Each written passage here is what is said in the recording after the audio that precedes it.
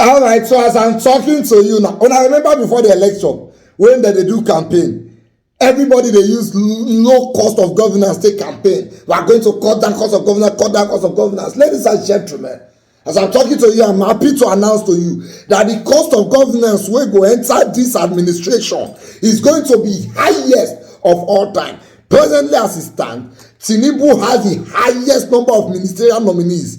48 ministers are about to emerge. They don almost clean the finish because whether they go to the Senate house, take a bow and leave, neither they tell them. If you are a person wey don serve for Senate before, your name come out from ministerial list, automatically you are not being screened. It dey Senate agreement. You just take a bow and leave. Now Tinubu has 48 ministerial nominees, higher than the total number of ministers wey dey Buhari tenure, than the total number of ministers wey don dey any tenure since the beginning of democracy in 1999 till today. Let me read you the news.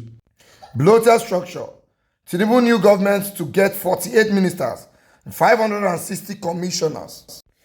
Amid concerns around the high cost of governance, the 48 ministerial nominees whose names were forwarded to the Senate for clearance by President Bola Tinubu and about 560 commissioners designates in 27 states of the Federation, where elections held in May this year may cost the country about 23.4 billion in salaries.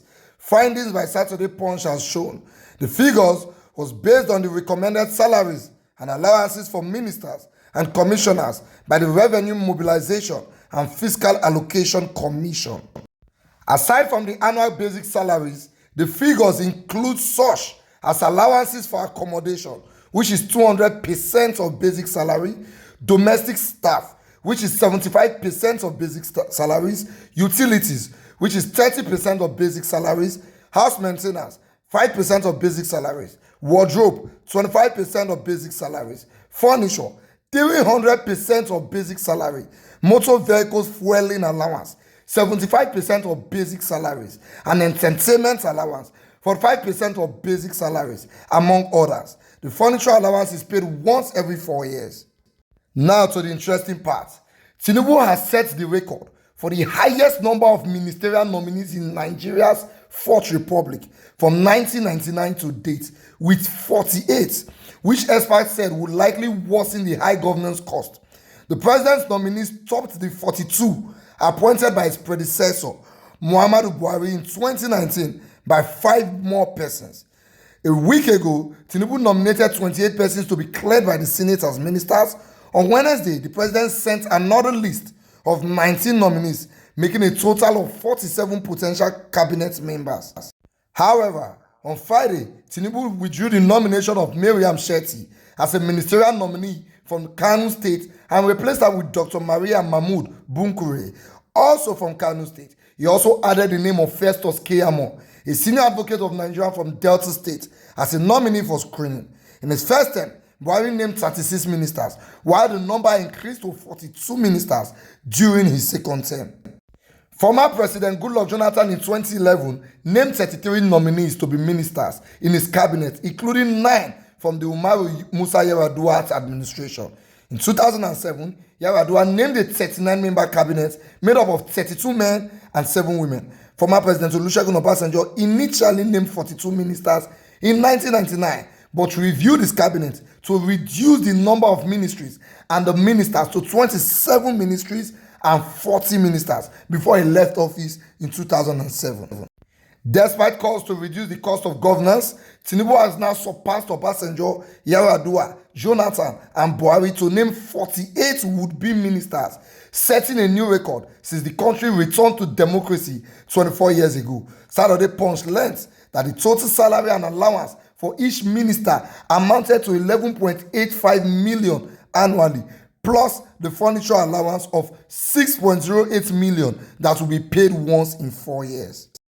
Based on Aromark template, each minister is expected to earn a total of 650,136 naira monthly, or 7.8 million annually, or 31.2 million in 4 years.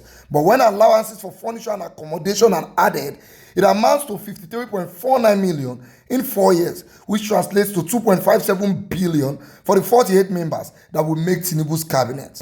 When somebody who claim to be well grounded in economics and can manage the economy properly, takes over power in a country where we know say most of the money we dey make dey go to waste and dey go the hand of a few people.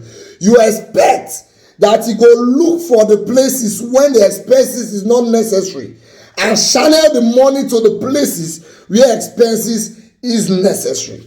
What the president did immediately entered was to remove the expenses that was coming to the masses through subsidy. He said he was trying to save money, and he looked and said that he saved the money for that place. So we expect him to also remove the one wey not necessary, where they go to politicians. But what he is doing is that he dey remove the one where they come meet masses, then he dey add to the one where they go meet politicians. Are you sure that you are really planning an economy that will be better? Or you are just trying to settle your boys, which is my problem with him from day one. He finds a way to settle his boys. Now, this is an administration that we are saying the total 4 years is going to cost the city 53 billion. Meanwhile, from the 500 billion loan he asked for recently, he set aside 70 billion for those same people, which means more than 100 times what they will make when we don't complain say too much. He over double am. The fight in Nigeria is not a tribal fight.